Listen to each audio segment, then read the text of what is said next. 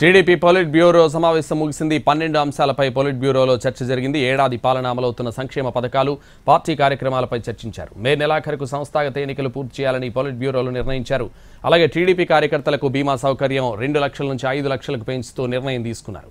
పహల్గాం ఉగ్రదాడిని ఖండించిన politburo operation Sindoor టీంకు అభినందనలు తెలిపింది.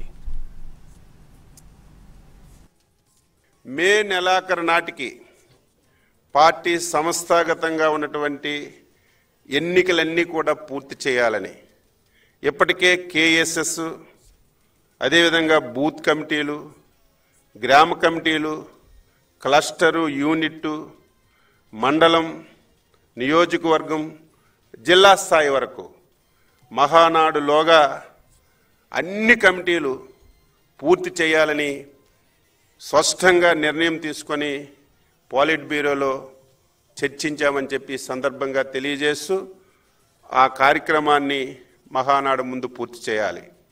ఇందులో ఒక నిర్ణయం కూడా తీసుకున్నాం.